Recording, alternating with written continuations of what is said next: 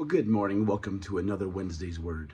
Today, I just want to remind us what sort of book the Bible is. Because even after all my study, I keep thinking it's a book of hero stories.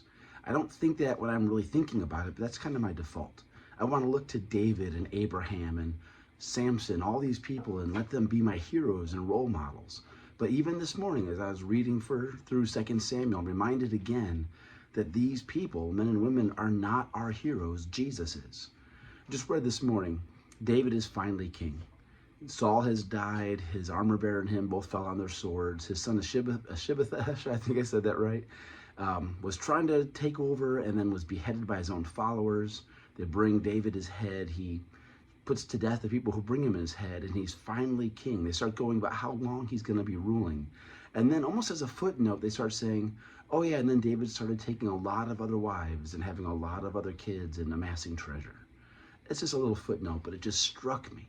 All the way back in Deuteronomy, God tells them they're going to have a king. He never intended them to. The goal was always for God to be their king. But he knew their hearts. He knew what they would do. So he says, but when you do have a king, make sure they don't take many wives. Make sure they don't make many horses. Make sure they study my word daily. Every king was actually supposed to write their own version of the book of Deuteronomy, at least, probably all 5 of the first books of the Bible, handwrite it by themselves so that they could etch it into their hearts. And David, a man after God's own heart, we've already seen him, or assume he's going to be committing adultery with Bathsheba, but we are seeing him now, and he's falling into the pattern that God explicitly tells the king not to do. And I bring this up because I love David. There's so many times I want to be David. I remember one time in high school, we had to do a costume party in humanities class, and I dressed up because I wanted to be David. I was the youngest in the class. I'm like, okay, I can be David someday, but that's not the goal.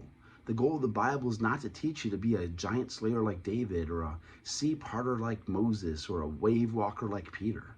The goal of the Bible is to point us to Jesus, because David is a king who slew a giant who also commits adultery and takes many wives. Peter is a wave walker who sinks and who denies Jesus. Moses is a sea splitter who then strikes God when God is saying, I will sit on the rock and you can accuse me in front of the people. He turns and attacks God, saying, why would you do this to me? That's why he doesn't go to the promised land. All my heroes are flawed.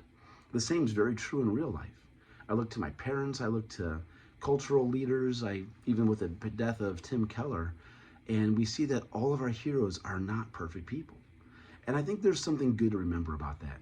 Not to turn us into cynical and we're always looking for the flaws, but to say, okay, what's good and true and beautiful in this person that I can emulate, but then where do they fall short and how does that point me to God? In your parenting or the parents you have, when you see those gaps, don't let that turn you into a cynic. Let that say, that's why God's the perfect parent.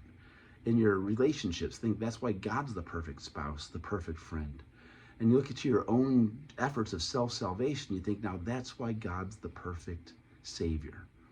So we look to David, the second king of Israel, probably the greatest king of Israel, and he was not a great king. He did good. But look, this morning, some release that came out about Biden, and we have all the inauguration going on, and Biden's polls numbers are low. Trump's poll numbers are low among certain people. There are no great leaders in our country, it seems right now. Hopefully some will emerge. But even if we had the next David running to be president, they would still fall short because they're not Jesus. And so don't get your hopes up around any person. Let them all point you to Jesus. And that's why we read the Bible. The Bible is not a book to teach you to be good and moral. William Bennett had the moral lessons, a bunch of anecdotes, some taken from the Bible, some from Greek mythology or Aesop's fables, to help parents and children become good moral people. That's not the point of the Bible.